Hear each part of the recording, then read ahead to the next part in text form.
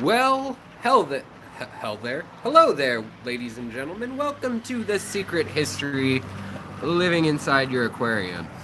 You are seeing me, seeing you, seeing me. Let me take these off. How's everybody doing tonight? I know I've been MIA. I apologize. I decided to go live because, well, let me show you the situation going on behind me. Those of you who have followed the channel for some time, let me flip this around. Those of you, for that matter, but we have a crazy lightning storm. Again, Seattle's been having I think they've had 10 this summer, which Seattle averages 3 a year.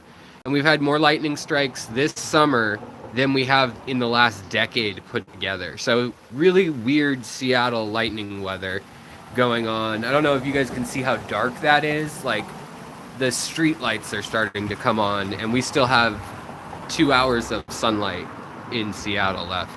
But nevertheless, you can see how bright it is where there aren't clouds in the distance. All the birds are leaving. So it made me think, all right, guys. So the animals know what is up. They know to just get out of Dodge when these clouds come in.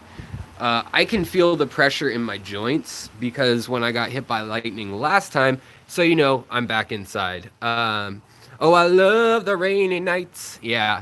Hey, out in Philly, you guys get nice lightning storms. I've been out there in the summer and seen some wild lightning. Same with New York. Anywhere but the West Coast gets pretty crazy lightning at different points of the year. Um, but I used to chase lightning. I know that doesn't have anything to do with fish. I'll get to fish in a second, okay, guys? But in any case, I'll just put it back on me for now with the sunglasses making my hair all crazy. But yeah, I just thought that I'd one apologize for being MIA lately. I've been having a go of things. And it's there's been a lot going on, and then just to be frank with everybody, I just have been funk about creating stuff, not about the hobby per se, still keeping up with my tanks and everything, but I've had a lot of doctor's appointments and just other stuff going on related to the lightning strike a year ago. So in any case, that's just a bit of, I don't have a good excuse for why I haven't made a lot of videos this month. But I wanted to apologize briefly for that. So, sorry guys. Thanks for joining me live, anyways. So, I wanted to talk about the fact that I'm getting a new 90p UNS tank. For those of you who don't know what that is, it's a rimless tank, in the style of, let's see here. Can I show you guys? In the style of this tank over here. Something else interesting about my fish, when the pressure changes like this, the fish come right to the top. Even the CPDs and the little Danios and all sorts of, like, the Phoenix Rasboras were right up there before I came over here. The guppies are always in the middle or on top, so that's nothing new. But I noticed that they go for the top water as soon as the pressure drops, which I'm also, a fisherman. I fly fish and, can release usually, unless I'm camping and gonna eat it. But I've known that, I mean, intuitively, when it rains and it hasn't rained for a while, then the water oftentimes will kind of steam and stuff, and the bugs will come and they'll fly right around the surface of the water. Also, a lot of them get washed into lakes, rivers, streams, whatever body of water, and so yeah, it's. I mean, even my Pandagara is going towards the top right now. Everybody feels that the pressure is releasing off of their water, and let's see if they're doing it in the deeper tank where they don't really care as much. I feed them in the downspout of the thing, and they're pretty trained on that. But yet again, everybody, including some Rasboras, seem to be hanging up pretty high. Aquaballs, thanks. I appreciate that. Hit the like button. I appreciate it when y'all do that. The Zen Ginger. Yeah, UNS tanks, Ultim Nature Systems. They're nice. So I also um I also have a tank coming. So it's 55 gallons. It's like a new variation of the 90p. They had been out of stock on their 90ps for like 5 6 months now, and I just thought, you know what, like I'll get in line, and a um, friend and viewer of the channel, we'll just watch the lightning while I chat for a minute, because you guys know what my face looks like. So if there's any lightning, maybe you guys get to see it. It's probably going to be overhead at this point if it happens. But in any case, so um, the tank is like 36 inches by 18 inches by 18 inches. So it's a decent size across, and I really am looking forward to getting that tank. It's at the local store, so shipping is already taken care of. I had an opportunity to get a hold of some interesting rimless tanks at wholesale cost through some friends, but the shipping, unless you have, I'm not dead or anything. There was just a big crash of lightning, and I lost internet for some reason. I don't know what happened. I'm gonna step away from the door though. I don't even need to be near the door, I guess. Hold on. But I do want to watch when lightning like slams that tree across the street. That's what it should have hit instead of me. That tree's way taller than I am. But in any case, yeah, the UNS are really nice tanks. I think that just like any remless tank in the hobby right now, is it kind of overpriced for? I'm closing the door too, actually. Goodbye, crazy weather outside. Seattle is not usually like this. I mean, it's usually like misty and rainy, but we've got like the sunset going on. It's too bright to even see, I think. But this crazy orange sunset, and then like we've got lightning and all sorts of stuff. I'm sure the fish on Lake Washington and out at the Puget Sound are just going nuts. Here in the Northwest, we don't get a lot of lightning, as I've said a million times. But when we do, some of the diehard fishermen go out right afterwards because that pressure change, like I said, all the fish come to the top. They wait where the streams and creeks empty into bodies of water, and you can snag a fish really consistently when that happens. So I figure we'll look at this tank just for a sec.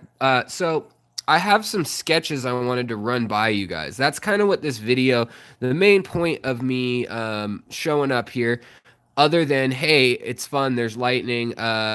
What are the chances he gets hit again? Well, I better be doing YouTube live if I do get hit again. Yeah. So so that's one part of it. But the next part of it is I wanted to apologize for not posting as much stuff lately.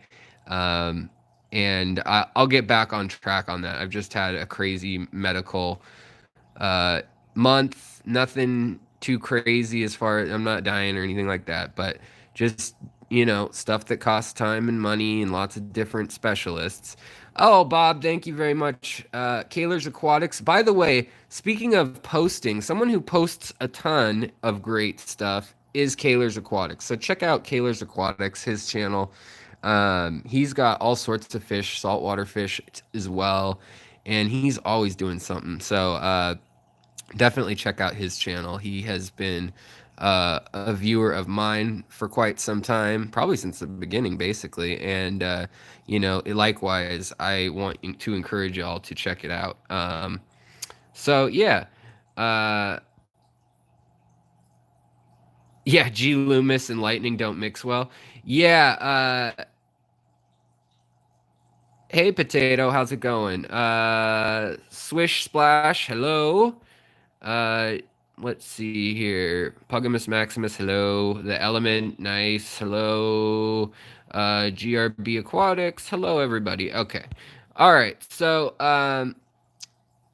welcome. Let's take a look at what Alex sketched out here. Alex has been sketched out. Ugh. He's a sketchy guy, that Alex. That's not the right one. This one. All right. So I know these are black and white, but bear with me, folks. Okay. So this is the general shape of the tank: 18 by 18, 36 across, and about 55 gallons, something like that, or 48. I don't remember. There's two different versions. There's one you measure from the outside that's 48, and it's called a UNS 90P, and then there's the 90U, and I can't recall which one we set aside, but I'm going to pick it up. My lovely viewer and friend put like the request for it in because the store is not in my part of town. It's like an hour from me. So that was nice. And I have nothing against ADA, Aqua Design, Amano, really good quality tanks. I have nothing against Aqueon for that matter, or Petco, PetSmart brands, stuff like that. You do you. I mean, whatever tank works for you, and that's great.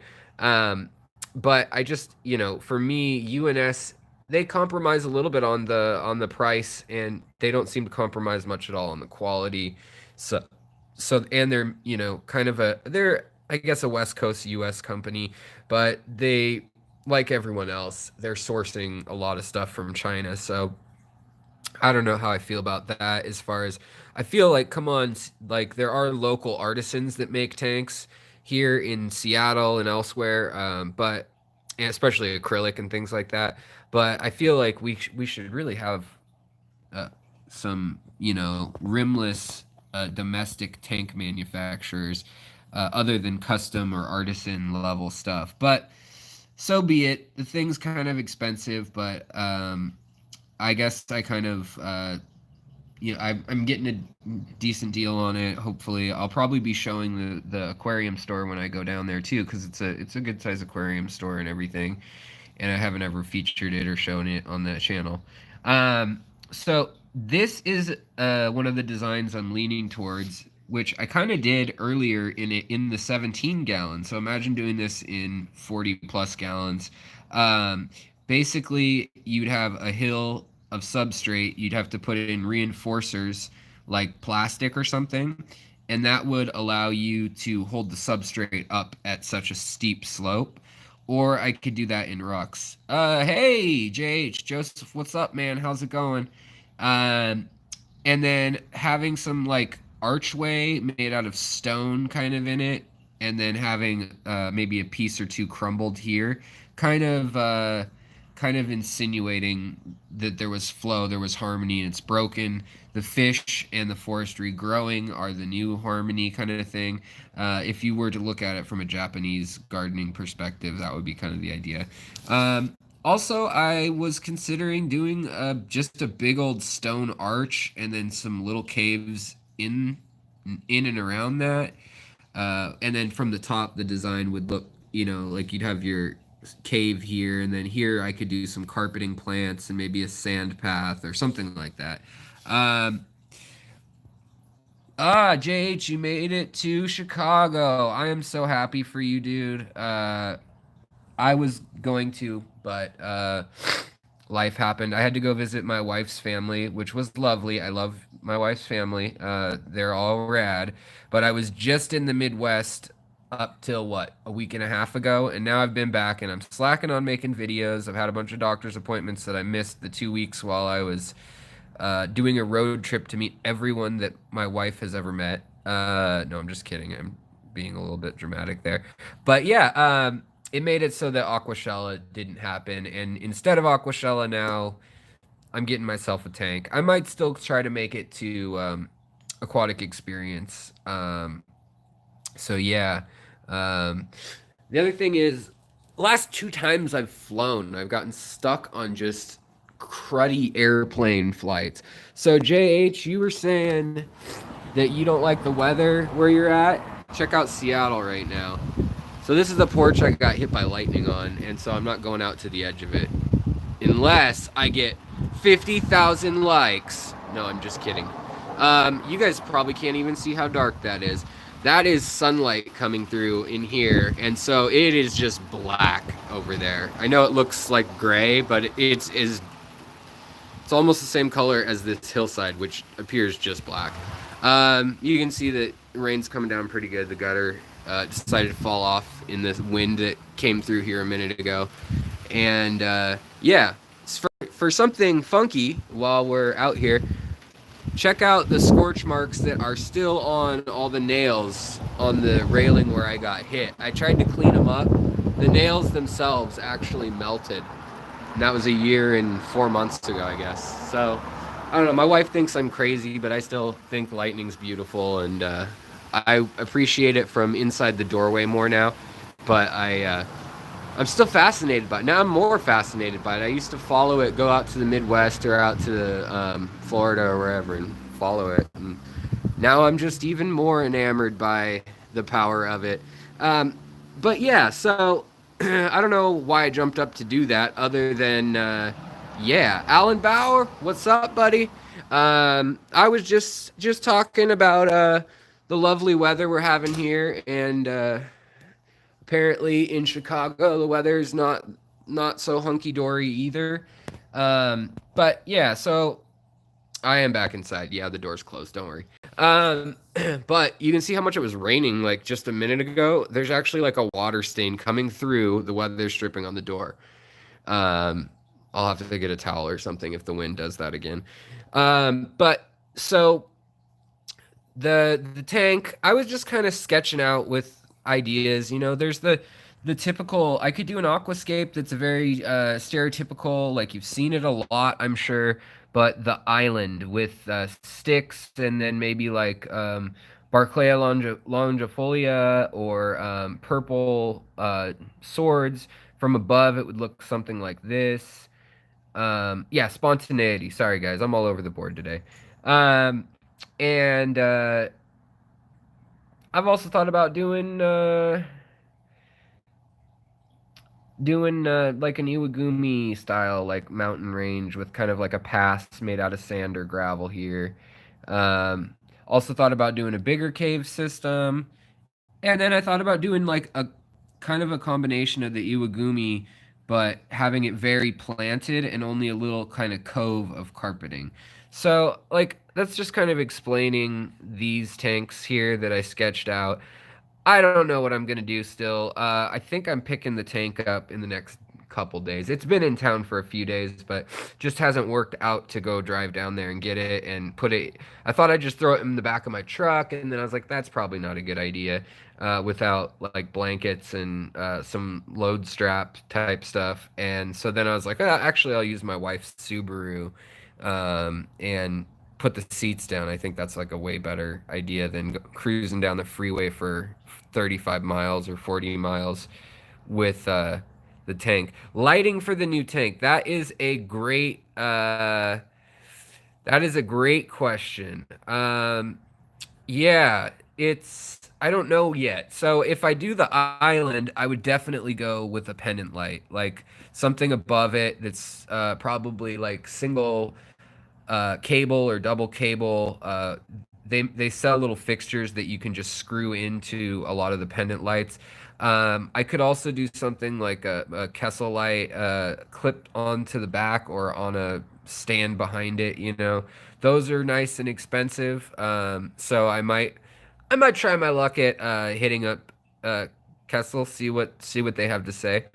If there's any break they could give me on that. But the tank is rimless, so lighting it will be, definitely uh, it being uh, is it 30?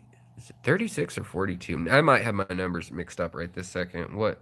Hold on. Did I write it down? No, of course I didn't. But yeah, so I don't know. I wanted to do an escape that I haven't really done yet. So that's why I really like Aqua Pros. I like Mike's scape he did with the trees that looks kind of like a forest. I do like that. But on the other hand, this tank will be replacing the location of this tank. And my wife really loves angelfish. So I am tempted to do an more open plan, so I can put some nice big ultim angelfish in there. This tank will probably go downstairs, or maybe I don't know, maybe over back over there if my wife doesn't murder me first. Um, but yeah, it's just like I was saying, all the fish are just hanging out right up top, and I've already fed them, so they're not begging. Well, they might be begging for food a little bit, but I mean, they're doing this no matter what, and it's just because that pressure has changed. Even the erythromicrons and the little um, celestial pearl danios go to the top. So I always just find it so fascinating when you can start correlating.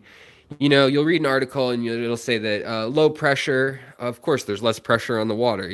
Just like air, just like water, air has weight. I mean, it's a gas, but it pushes down on the water. And when you got whatever 1,100 millibars of pressure, and that changes to 950 or something like that, the fish can tell. They have lateral line organs. That's what the line down the side of almost all fish. If they don't have it anymore, it's evolved into part of their head or something. But when you look carefully, there's a little line that runs down. I should find a bigger fish so you can see that clearer. But the lateral line, its literal job is to sense magnetic and pressure differences. So for stocking plans, that's a great point. And one of my stocking ideas is actually these reed tetras. So I really like them. They're not too flashy or anything. They're really inexpensive, which is nice. But they also school with Corydora, like salt and pepper Corydora or Corydora hebrosus. And you see them schooling up back there. They're pretty good at it. I like rummy nose tetras. So if I have an open water plan, I want I want something that schools pretty tightly. And when you put an angelfish in with these smaller tetras, they school a lot tighter because an angelfish is not a nice fish. It beats up on a lot of other fish. The other thought I had, there's a lateral line. You see that line running up and down, up along the shoulder of the fish?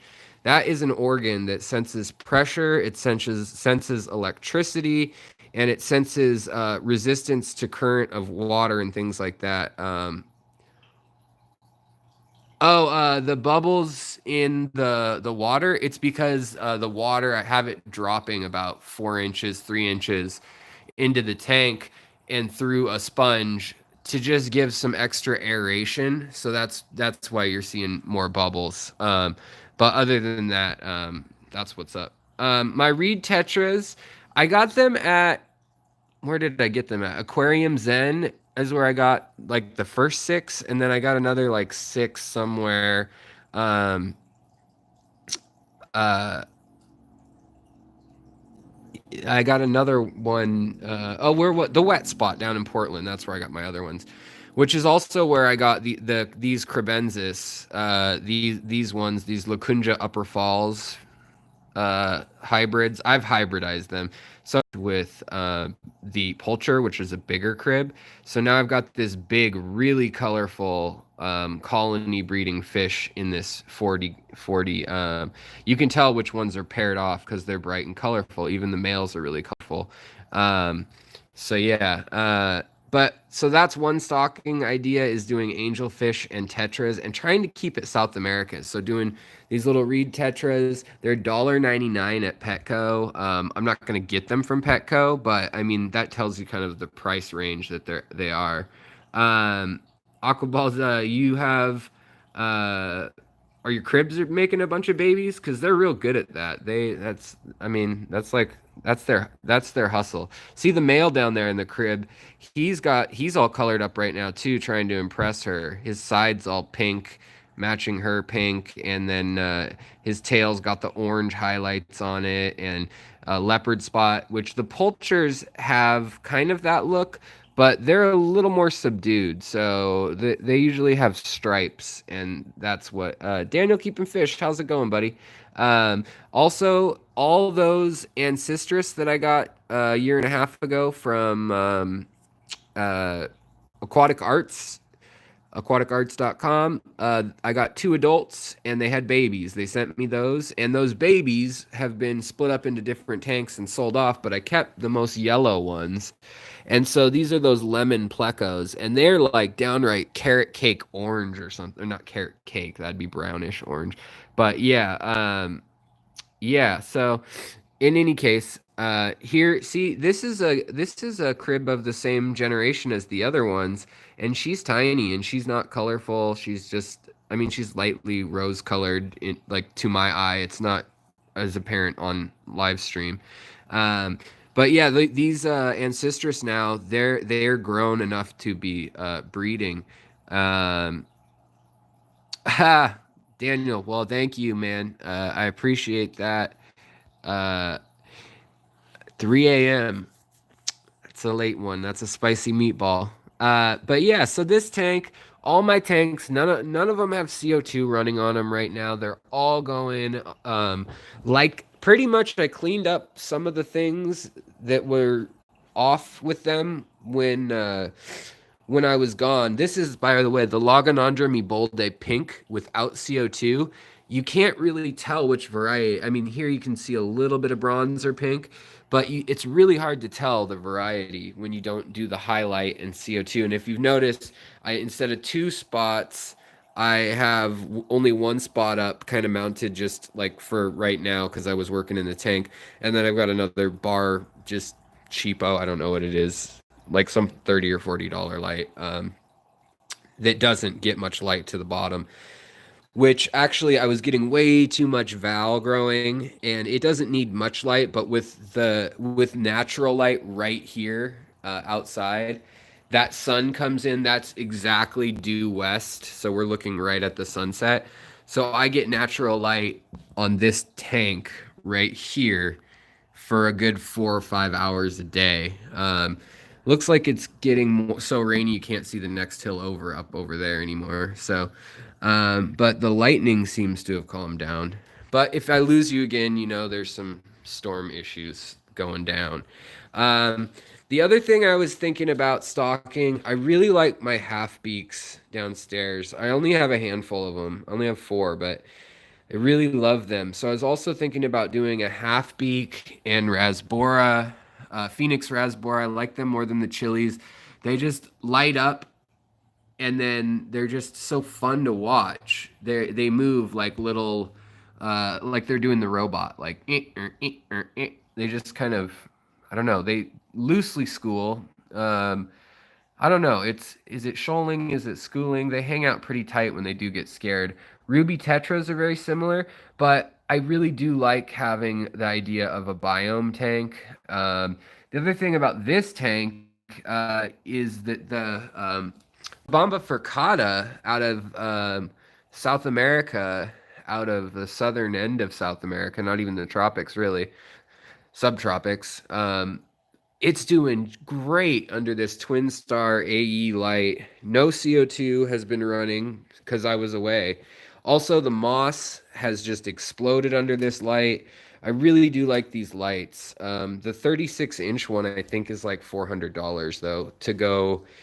Like literally the tank I'll be getting, I think has the same exact footprint of this table that this tank's on, and then it's as tall as this is far back, so a little like probably about yay tall. But I need to get a new table also, and then I need to figure out filters. I've always run hang on the backs. I just like being able to open it up, get into the filter pads, layer bio balls or whatever I want to do. Quickly and efficiently, cheaply, not have to buy the plugins from the store. I have my own system set up, which maybe I should make a video about how I pack the filters I use. And then if I really need to treat a tank with chemicals, I can throw a charcoal prefab one in there, or even just some charcoal in there. But yeah, it's interesting. This tank, I cut back a bunch of stuff, and now the fish today, especially, they're just all up top. I mean, it's like crickets down here. It's not crickets, it's, I guess, shrimp. But yeah, shrimp. Sorry, I just dropped some scissors. Shrimp. It's a shrimp party. The shrimp are hiding in the pressure. The CPDs are never up front and hanging out up in the high water. So this storm coming through, like, seriously has everyone thrown for a loop in the tank, and I think it's fascinating. So, yeah. Other thing is these are this is the miniature Nymphea lily. It's a Nymphea minutia, I think is what its Latin name is. I really like it too. It doesn't have quite as much color as some of the other ones. Like it doesn't have like an electric color, but it is very pretty. The red root floater looks nice. If I turned up the light to full power, I've got it on a switch that I can control the power of about 30. I've got it down about 30% from full, so it's like a 70% or something like that. And so everything right at the top of the water, you're seeing like red butterfly rotala there, and the ramosi or sunset hygrophila, and the tiger lilies, the rotala wallachia. Whereas even just farther down the stem, look how haggard it is without CO2. So this is what happens when you have the lights and some of the ferts, but not the CO2 running. You kind of need all the little parts to that and the water moving throughout the tank. But you can see my leopard frog plecos doing really good back in here. Got those from Aquatic Arts too. And I made the video where I threw them back in here. I thought, oh man, did I kill them somehow? What did I do this time? What have I gone and done? I didn't see them for 3 weeks. And then one day they all just decided, all three decided they were going to come hang out on the front glass. And it was pitch black in the house, and I flipped the lights on and I was like, ah, gotcha. So that's kind of how they resurfaced. Let's try to go downstairs. I might lose you guys as uh, the weather's not so hot, and then my router problems. It's more of a bandwidth problem in general. And then as the signal drops, it doesn't have any give for the system. But uh, down in the fishiest of fishy places, um, it's weird. Before YouTube, when I was live streaming, it would have let me push a button and then it would flip to the front. Now I have to push that button 3 times before it flips to the front. Whatever. Check out the frickin' corkscrew valve. Thanks a lot, Lucas Bratz. No, but seriously, thanks a lot. I had this down in this tank on a warm light hue. Like this is a warm spectrum, like Finex Stingray maybe or something like that. And it's okay. But I put it up on a cool what is this light? I don't know. It's some Hong Kong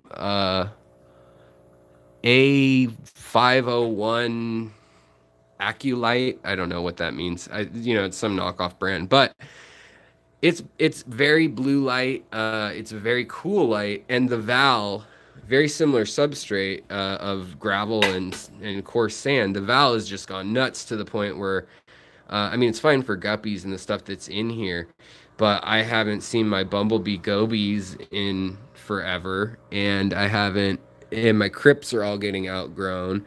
Uh, Shrimp love it. Baby fish love it. Uh, why doesn't Alex love it? No. So yeah, I dig that.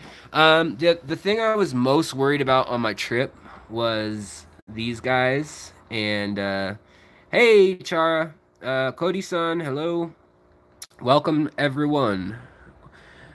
Welcome to my friends to the show that rarely even starts and sometimes ends. So yeah, these guys are doing well. They're the males getting nice big wide heads.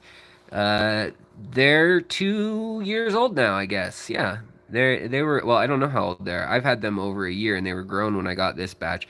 So the adult ones seem to have done better than the babies that I've raised.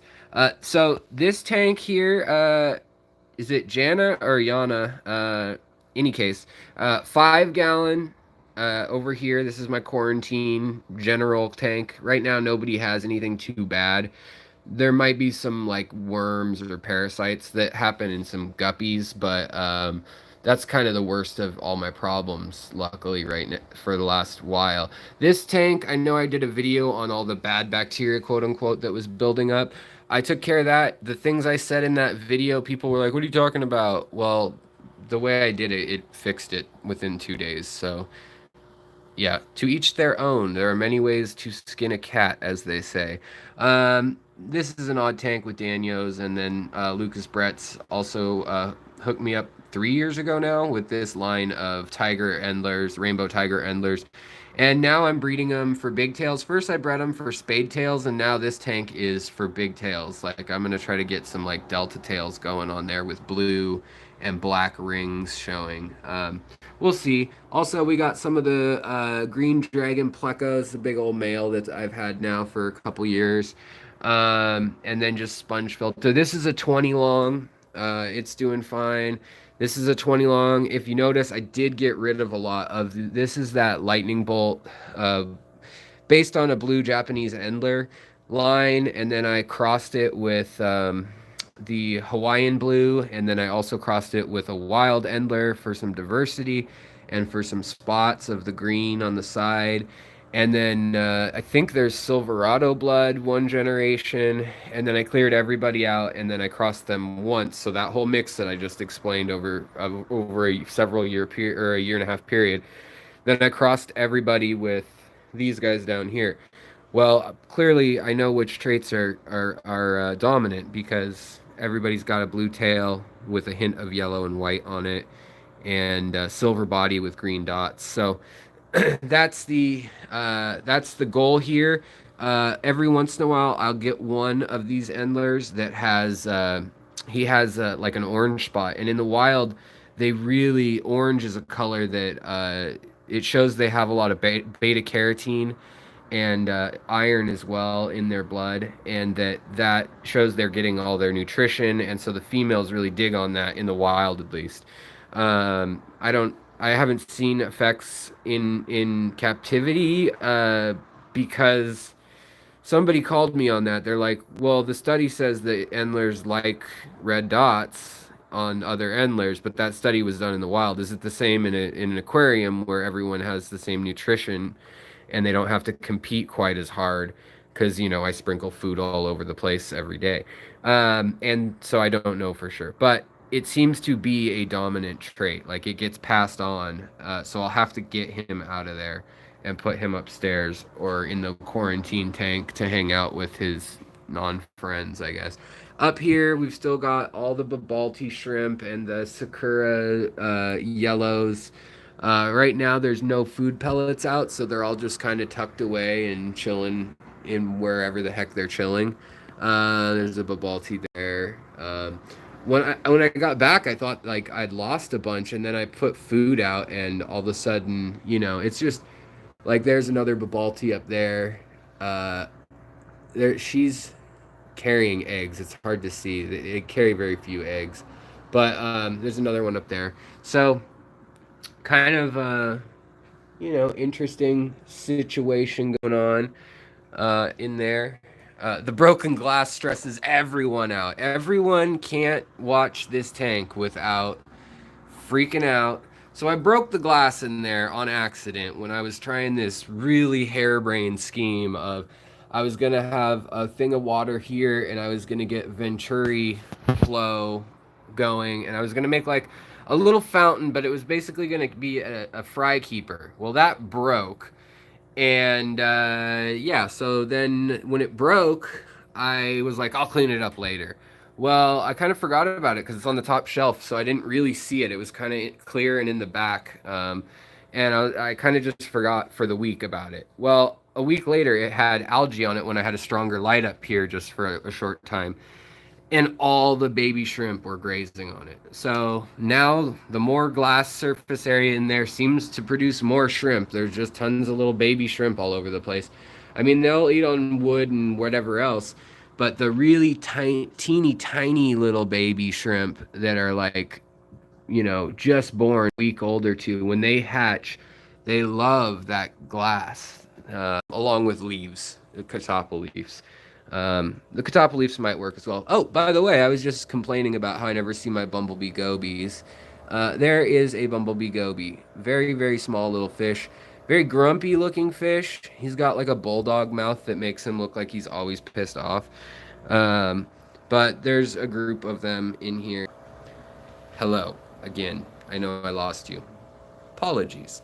All right, so last tank, just to show you guys what's going on in here, is this tank. No CO2's been running in here because I've just gone too much. My wife going all over, and then I thought maybe I go to Aquascape, and then I thought, I don't know. There's just a lot going on. Oh, looks like somebody has ick. Maybe. I don't know. There's a white spot on the tail of one of the guppies. But the tetras, they're doing good. The little half beaks, they're doing well. The danios are just ginormous in here. This is just a jungle. I'm letting everything grow. There's a lot of plants that are kind of, I guess you'd call rare in there, and I'm just letting them grow under the 3.0, and then another light that gives a little bit more of a cooler light than the warmer light that I have on the 3.0 currently. Uh, Yet again, giving you guys an update. This yellow plant in the middle, is that what you're asking about? This plant is Taiwan lotus. Yeah. The duckweed is driving me freaking insane. Uh, Man. And then this is just Rotala mini butterfly without CO2. It should be red if the light were right over it. It would all turn red. And then this is Rotala pearl. Ludwigia repens, Ludwigia super red going on in here, Ludwigia atlantis, Ludwigia arcuata, uh, Ludwigia exlacustris is also growing in there, and then what is it, Starogen bellum, and then you've got these guys here are Bacopa, saffron Bacopa. And some of the saffron bacopa back here is actually coming out of the tank and starting to grow different, bigger leaves. So,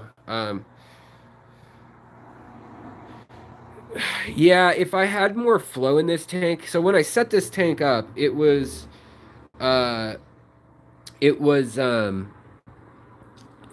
see, right now it doesn't have much flow, and that's because of the red root floaters, and I like the red root floaters because they kill all the nitrates in my tank, like, instantly. So does the duckweed. Literally the day I got home, I got rid of 99% of the duckweed. The stuff that was left was like this, like the white dried out stuff. Literally a week or a week and a half later, it is covering everything again. My tanks are like the perfect breeding ground for frickin' duckweed. Duckweed is a bane on my existence. I never bought the stuff. I didn't want the stuff. Which is the life of a plant hoarder. I do like frogbit. I do like lilies. Pretty much, I don't have a problem with red root floaters. You can kill it. So, not really. I mean, just a little bit of. Uh, um, Somebody said. Kimberly says, makes my beta flirty. Yeah, that red. I mean, this was my like purple and pink tank. All the plants are the same, just no CO2. And I've been out of potassium for 4 weeks. I'm just being a slacker, guys. I need to get the ball rolling back on things again. But yeah, so that's what's going on in all the tanks. I just thought I'd spend a little time with my fishy friends, see how y'all were doing, talk about that UNS tank. In the comments after this video post, I would love it if you guys um, had opinions on what I should do with the new UNS rimless 90p tank. Because, I have all these ideas, and then, like, yeah, I think I'm through, and I'm like, I need something that has enough color and like movement, color or movement, I guess, that guests who don't know anything about fish will say, "Oh, that's pleasant." When I do something too niche, like when I did hill stream tanks, all my friends came over and they're like, "What's in there?" And I'm like, "Panda loaches," and they're like, "Oh, those are kind of cute, I guess." But I guess I got to keep those tanks in hiding, like the real dorky tanks. But yeah, oh, Port Townsend, eh? Well, you're getting some thunder and lightning, or were a minute ago. I was just discussing that. I could see on the map that what's over my house currently was just in Port Townsend. Um, Pegamus Maximus, if you go back and look at some of my videos, I actually had a tank with this piece of driftwood, yeah, and another piece that's broken behind the couch. Oh god, you guys are gonna see the mess behind the couch. That's where I hide everything from my wife. There's the other piece back there. Um, that was in my 40-gallon breeder downstairs, and it was one piece that was L shaped, and one of the pieces went up, and I put air plants on it and stuff, and just didn't look right. But when it was brand new, so that was curated, I guess you'd say, by uh, oh, now I'm gonna forget his name. Of course I am. Uh, famous Tom Barr. It's like famous aquascaper out of Sacramento or whatever, somewhere in North Central Cali. Um, oh, hail, huh? Looks like I have hail coming my way, guys.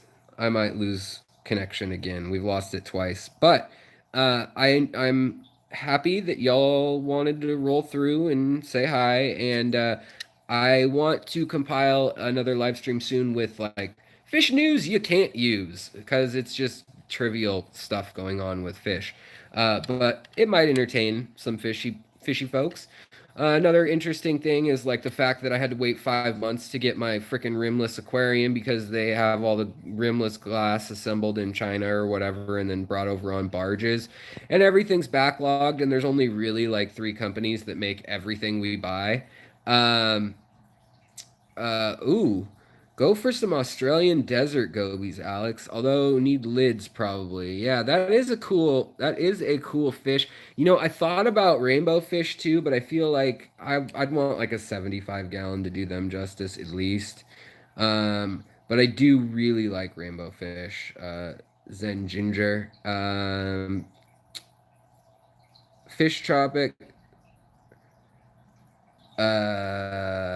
Snap hydrocars. Oh yeah. Honey guramis. If yeah, I do like honey guramis too. I mean, if I do that South Asian thing that I was talking about with the rasboras and um rasboras, CPDs, erythromicrons, maybe some tinwinny danios, gold ring, gold eye, gold spectacle, whatever you want to call them danios, them Daniels, then yeah, maybe honey gouramis go fine with all of that. Even powder blue females do well. However, mine seem to die a lot, unfortunately. I guess I hadn't really pointed that out. They were in the 40-gallon downstairs. Now there's only two, and there were five like a year and a half ago. And they've just slowly kind of one by one. I don't think they have the minerality that they want, that the gouramis want, or something. I don't know, maybe the pH. Ah, Jay Blair driving up the 101. Be careful out there, man. That is the most, well, one of the most beautiful highways, but one of the sketchiest highways in the country too. I've driven a lot of highways in this country. Cindy 425, hello, welcome. You're getting rocked and rolled by the lightning as well tonight. I know. Big Lee, what's happening? When's the best time to trim plants? In the morning when the lights go out, or at night before the lights go on? You know, that's a good question. I have kept three different types of mouth brooders. I don't know Egyptian mouth brooders. I don't think I've kept those. Unless you have a Latin name for them that has another common name. Um, ooh, on the ferry watching on the water. Man, that is, I'm jealous, not gonna lie. That ferry gets hit by lightning a lot, but like pretty much whenever there's lightning in Seattle, that ferry's gonna get hit. But they've got so many lightning rods on that thing that it's not a problem. And they don't light anyone up on the upper decks when there's chance of lightning. Um, but what was I gonna say? Trimming plants. That's a great question, Bigley. So my opinion is for less of a mess. I would trim plants at night because at night they close up, they get tight. So everything from like your rotalas and your uh, hornwort, wisteria, kabambas, Caroliniatis kabamba, and your a lot of plants close up at night. They don't need the surface area for photosynthesis, so they close up tight, as flowers do. Also, they don't need bugs or moths or pests eating them at night, so they close up. They pull in together through. They use osmotic pressure water to do that. But yeah, so I like that because it kind of pulls everything together, and you can see the nodes of where to cut the plants. So I kind of like doing it at night if I can help it. And you know what's interesting is certain plants you can train to just be like 19 hours a day of light, and they'll just keep on growing. But a lot of them, the no matter what you do, even if you put your lights on, at X time and then off at X time, whatever that cutting was grown as first, it stays on that schedule. So like all my Kabamba furcata, no matter, since it's all cutting from the same plant, it all goes down at the same time, even though my lights don't go down at the same time in different tanks. And it goes down about an hour before natural sunset outside. It's kind of weird. Um, but yeah, notice little things like that from time to time. Um, I do love the blushing angelfish too. But I like the smoky ones. I like the smoky blues. I'm partial to my smoky blue, my other smoky blues he killed, but the Turkish green ones that were from or not Germany. They're from Turkey. Duh, they're called Turkish greens. But I like those, but definitely the bigger ones. Wife likes those. She also likes gouramis though, so I could do a gourami combo, but I need to figure out something different with my chemistry because something's not right. The gourami's not prospering. Speaking of trimming plants, I always seem to have issues with my wisteria clippings dying once you begin recovering after replanting. That's odd. Are they getting enough root nutrients to start putting out runners? If I were you, if you're using like aquarium co-ops like Easy Green or Seachem, uh, um, Flourish or Flourish XL or something like that, whatever it is, um, I would try root tabs underneath your substrate or get some like Amazonia substrate. But that's a whole process. Reincorporating if you already have gravel or something, you kind of got you don't want to like just spike the pH of your tank like crazy and uh, ammonia and everything else, or drop the pH, I should say actually. Um, Siesta period for low tech tanks. I run my lights for 8 hours. What's a good schedule? I think that I run my tanks right now when I'm not pumping them full of CO2 and all that stuff. When they're low to medium light, I'll run them for 10 hours. No problem with algae. Once you have the fish load versus plant load figured out. If you don't have that figured out though, you may need 6 hours of light. And what I've found is a major help is a lot of people think, oh, I turned my fish tank off for it's only on for 6 hours. Like my plants have intense light for 6 hours and then nothing. Like how can algae be growing or whatever? Well, you've got ambient light in your house, and algae can grow from minute amounts of light. A lot of algae, like or cyanobacteria, for instance, it has other buddies, partners that it partners up with that they don't even photosynthesize. They just rock it out by eating sulfur and whatever else. Um, so I think it's hard to say for everyone, but I think 8 to 10 hours is a good window. 12's pushing it.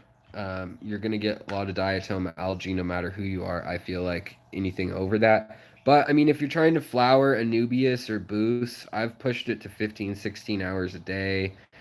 I think that's a little bit ridiculous, but it made them flower. Let's see here. Yeah, you know what? That's an interesting one. A Garami sorority, or sorry, a Beta sorority. Um, that's an interesting idea. Yeah, my wife does like betas. She does, but like I don't. I guess I'm being snooty here. I'm gonna be snooty. Oh, sorry guys. I'm gonna be snooty. Halcyo, how's it going, my friend?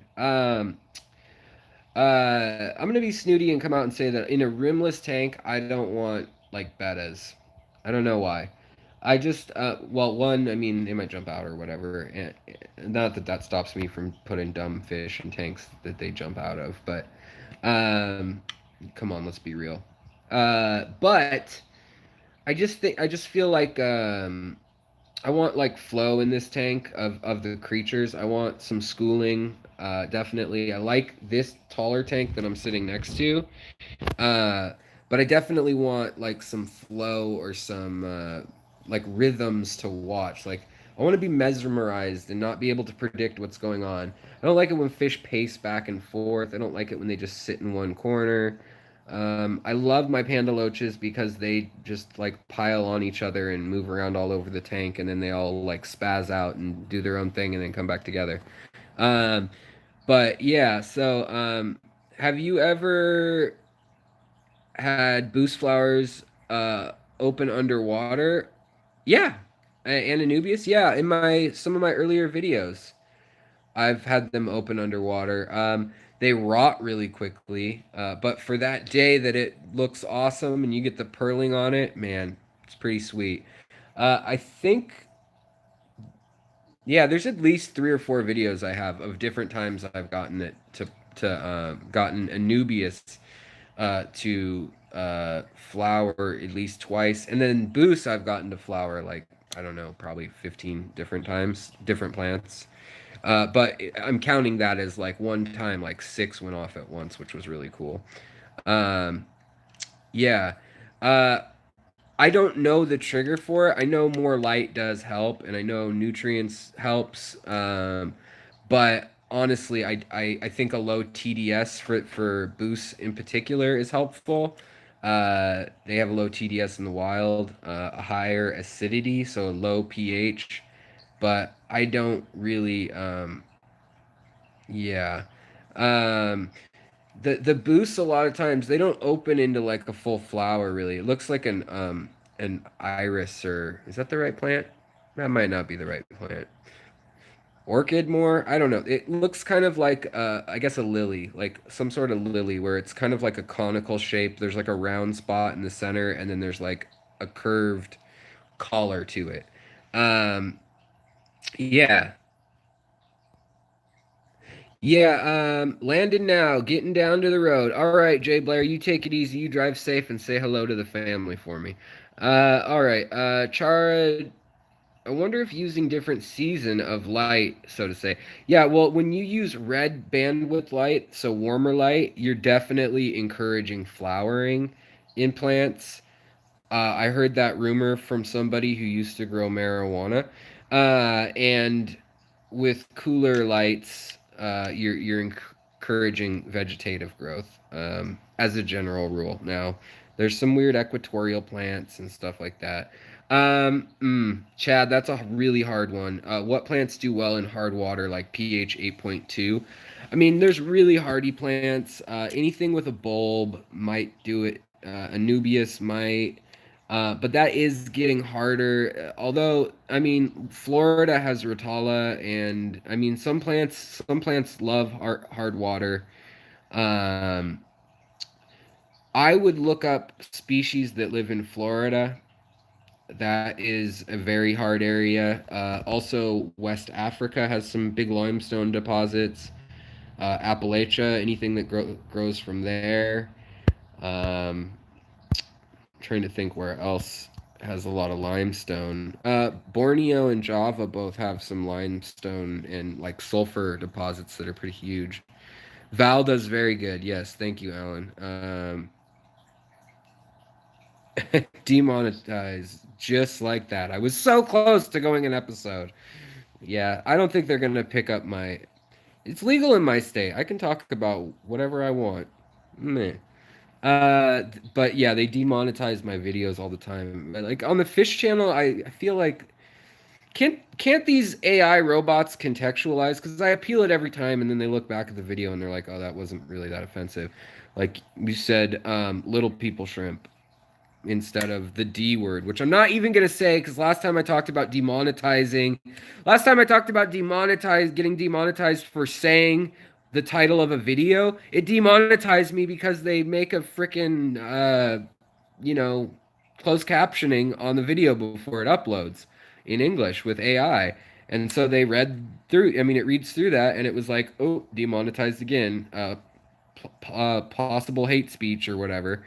And so I had to like appeal it, and they're like, oh, yeah, that's its scientific name. That'll be okay. But they keep flagging me for it, and it has to hit a certain number of views. 1,000 views is for like the easy one where it just like auto triggers it. But if somebody just is going through and they see a word and they flag it, you have to get to 10,000 views before they review it again, or you have to be a big channel. Alan, you are too kind, my friend. I appreciate it. Thank you. That's very sweet of you. $10 from Alan. UNS Light Fund. Uh, what kind of light should I do? I mean, I'm not gonna lie, it's not terrible not having to do a ton of work on these tanks lately. I don't know what kind of Rotala I have anymore. Like, there's like six kinds in that little tank over there, and I won't know until I turn the CO2 and the highlight on all the way, and the ferts. But yeah, we'll see. Um, I gotta nail down the plan. I'm gonna get some stone from Cascade Mountains. Jadeite, I think, is what I'll be using again. I like jadeite. I like how it weathers. I like that it's got kind of like a slate blue gray, and then it's got a really beautiful green to it, and it can have like some quartz stuff in it. Also like this. Let's see. Come on. The character of some of this stone here. It's got green serpentine. It's like a basalt of some sort, but it's got olivine and serpentine banding in it. That's also from our coastal waters out here in Washington. This actually has like fossils in it, um, which makes the water a bit harder. But it all evens out depending on that.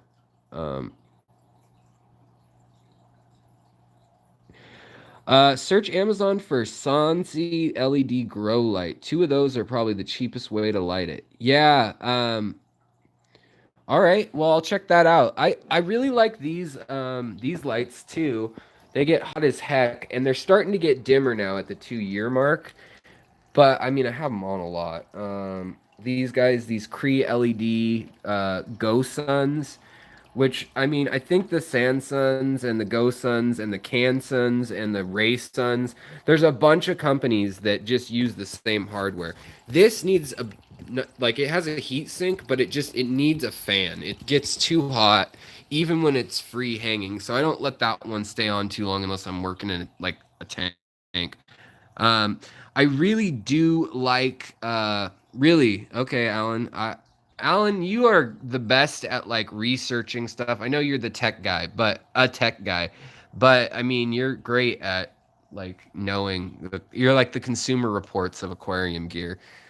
I'll just ask you in the future because I know you know what you're looking at and playing with. So yeah.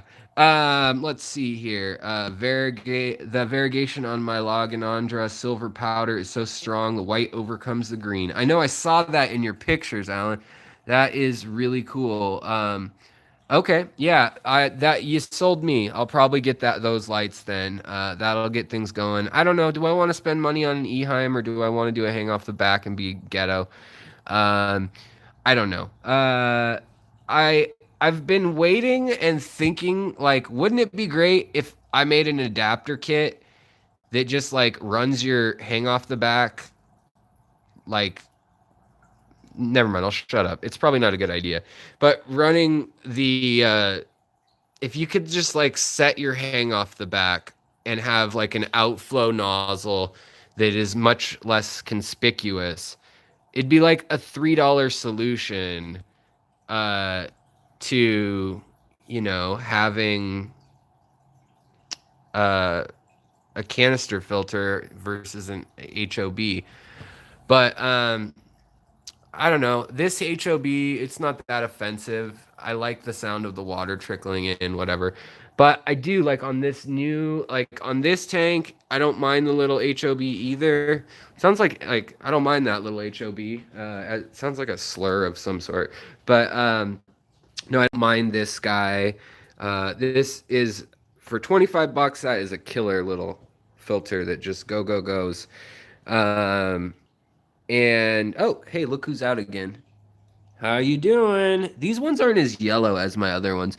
The adults now, in the big tank where I just was, they're ginormous. They're like compared to these little guys. They're like this big probably, and they're just like banana yellow and black. It's very cool. Yeah, it's an Azu exactly. Hang off the back. I like them.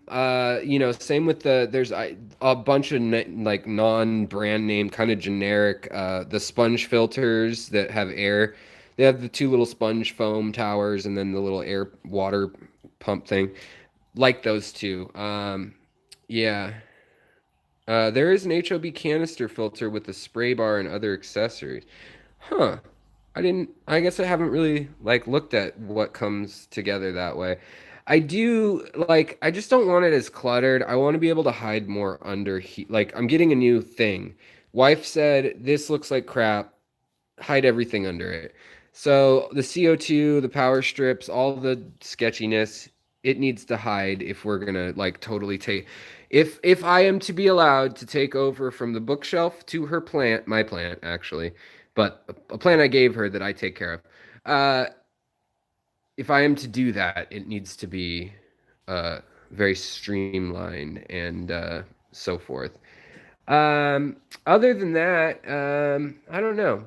I don't have too much to say. These potted plants are doing insane. This one little interesting tidbit. I might do a whole video on this once I confirm it with a botanist friend at University of Washington. This plant was all like this, green, green, green, green.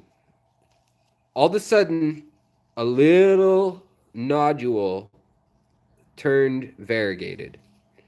Now 3 or 4 months after that, almost every part of the plant, the leaves dropped and it's all variegated. Is it a seasonal change or is my plant like a chimera that has two strains of DNA and or there were two plants in the pot and now it's just taking over my wandering Jew? I'm probably going to get demonetized. Even can I get demonetized twice? Maybe that cancels it out. So my wandering silver Jew, this is a silver and purple Jew, wandering Jew. I don't know its Latin name. I'm sorry. I'm Jewish. I can say it. Whatever. Uh, but yeah, it's doing great. It's living in a jar and it's just rocking out. I put fish water in these plants and then just leave them by the window and they just kill it. So that's that. Looks like the sun has uh, finally set in Seattle. You can see it setting over there. So I was wrong. I said we had 2 hours of light left. If it weren't cloudy, we might. You can see how bright it still is. But for those of you on the East Coast that are like, I forgot what daylight was like. Yeah, it's pretty gnarly weather out here in Seattle right now. Um, my wife said, Alex, water the plants. And I said, honey, there's a storm going on. And she said, the house plants. And I said, I already water them. All right, guys, thanks for joining in. Sorry that I've been MIA. I hope that y'all have a great night. And if you have any ideas for the tank, whether it's stocking options or lighting options, whatever it may be, I do think that I will probably go with Alan's suggestion with doing two of the Sanso lights. I'll have to get the specs from him. I'm sure he knows where to get them.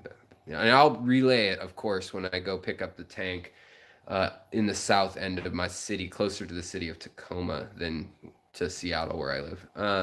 So yeah, all right, guys, have a wonderful night. Thanks for tuning in. As always, be kind to yourselves, to others, to your fish. Take care of them and plants, and have a great evening.